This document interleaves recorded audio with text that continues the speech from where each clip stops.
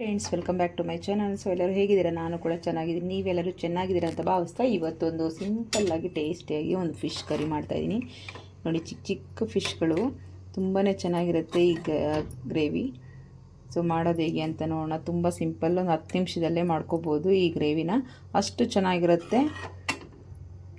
ಮಾಡೋದು ಹೇಗೆ ಅಂತ ನೋಡೋಣ. ಅದಕ್ಕಿಂತ ಮುಂಚೆ ನನ್ನ ಚಾನಲ್ನ ಸಬ್ಸ್ಕ್ರೈಬ್ ಮಾಡದೆ ನೋಡ್ತಾ ಇದ್ದರೆ ಪ್ಲೀಸ್ ಸಬ್ಸ್ಕ್ರೈಬ್ ಮಾಡ್ಕೊಳ್ಳಿ. ಹಾಗೆ ಒಂದು ಲೈಕ್ ಮಾಡಿ, ಶೇರ್ ಮಾಡಿ, ಕಮೆಂಟ್ ಮಾಡಿ. ಬನ್ನಿ ಮಾಡೋದು ನೋಡೋಣ.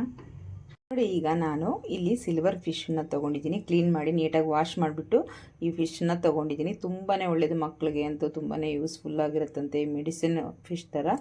ಸೊ ನಾವು ಇದನ್ನು ಇವತ್ತು ಕರಿ ಮಾಡೋಣ. ತುಂಬ ಸಿಂಪಲ್ಲಾಗಿ.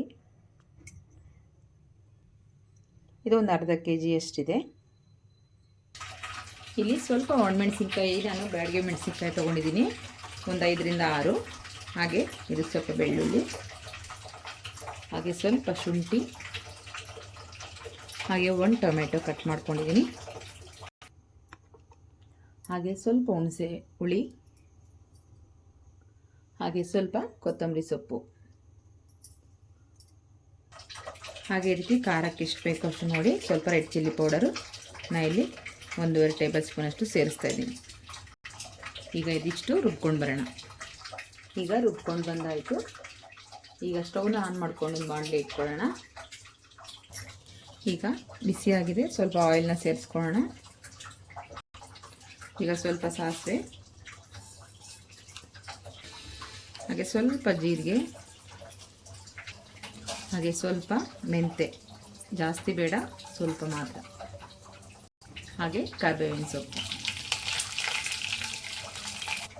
ಇದಿಷ್ಟು ಸ್ವಲ್ಪ ಫ್ರೈ ಆಗಲಿ.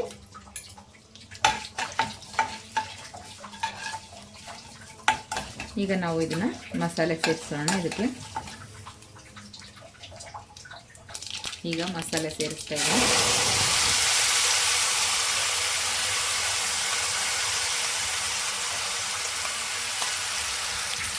ಈಗ ಚೆನ್ನಾಗಿ ಮಿಕ್ಸ್ ಮಾಡ್ಕೊಳ್ಳೋಣ. ಇದರಲ್ಲಿ ಸ್ವಲ್ಪ ಆಯಿಲ್ ಬಿಟ್ಕೋಬೇಕು. ಆ ರೀತಿ ಚೆನ್ನಾಗಿ ಫ್ರೈ ಮಾಡ್ಕೊಳ್ಳಿ ಮಸಾಲೆ ಎಲ್ಲ.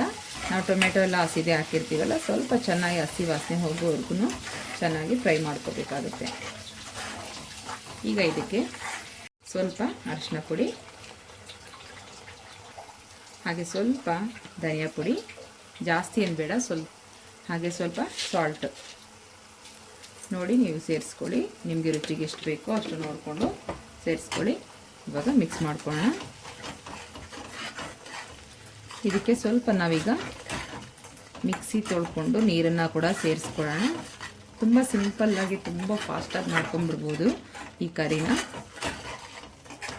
ತುಂಬ ಟೈಮ್ ಆಗುತ್ತೆ ಅನ್ನೋ ಥರ ಏನಿಲ್ಲ. ಈಗ ಸ್ವಲ್ಪ ವಾಟರು, ಇದನ್ನು ಕೂಡ ನೀಟಾಗಿ ಮಿಕ್ಸ್ ಮಾಡ್ಕೊಳ್ಳೋಣ.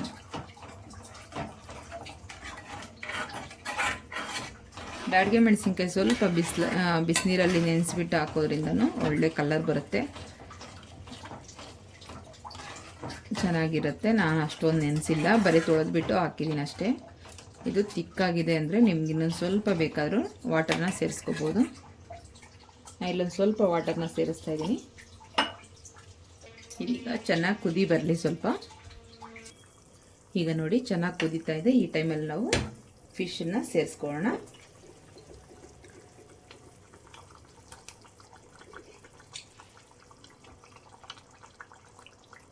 ಎಲ್ಲ ಫಿಶನ್ನು ಈ ರೀತಿ ಕುದಿಯೋ ಟೈಮಲ್ಲಿ ಸೇರಿಸ್ಕೊಳ್ಳೋಂದ್ರೆ ಒಂದು 5 ನಿಮಿಷ 10 ನಿಮಿಷ ಬಿಟ್ಟರೆ ಸಾಕು. ಲೋ ಫ್ಲೇಮ್ ಇಟ್ಕೊಂಡು ಚೆನ್ನಾಗಿ ಬೆಂದಿರುತ್ತೆ.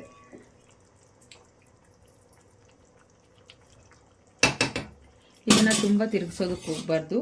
ಜಸ್ಟ್ ಈಗ ಮಾಡಿಕೊಂಡು ಒಂದು ಪ್ಲೇಟ್ನ ಮುಚ್ಚಿ ಇಟ್ಟರೆ ಸಾಕು. ಸೌಟ್ ಹಾಕಿ ತಿರುಗಿಸಿ ಇದು ಮಾಡ್ಕೊಳ್ಳೋಕೆ ಹೋಗಬೇಡಿ.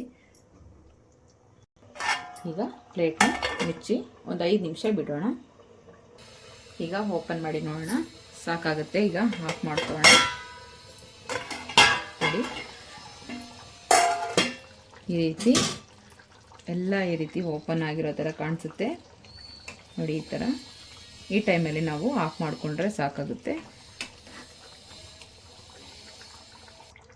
ಈಗ ಸ್ಟವ್ನ ಆಫ್ ಮಾಡ್ಕೊಂಡ್ಬಿಟ್ಟು ಒಂದು 5 ನಿಮಿಷ ಆಗಿ ಬಿಟ್ಬೇಡ.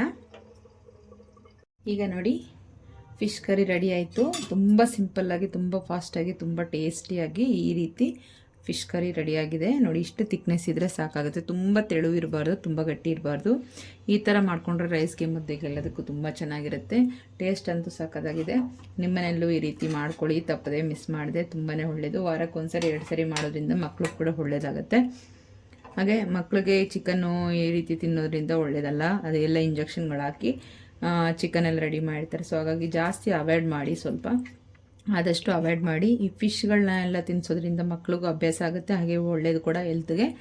ಸೊ ಚಿಕನ್ನಿಂದ ಇನ್ನೂ ಹೆಲ್ತ್ ಪ್ರಾಬ್ಲಮ್ಗಳು ಜಾಸ್ತಿ ಆಗುತ್ತೆ. ಸೊ ಈ ವಿಡಿಯೋ ನಿಮಗೆಲ್ಲರಿಗೂ ಇಷ್ಟ ಆಗಿದೆ ಅಂದ್ಕೊತೀನಿ. Thank you for watching. ಮತ್ತೆ ಸಿಗೋಣ ನೆಕ್ಸ್ಟ್ ವಿಡಿಯೋದಲ್ಲಿ. ಅಲ್ಲಿವರೆಗೂ ಟೇಕ್ ಕೇರ್, ಬಾಯ್ ಬಾಯ್.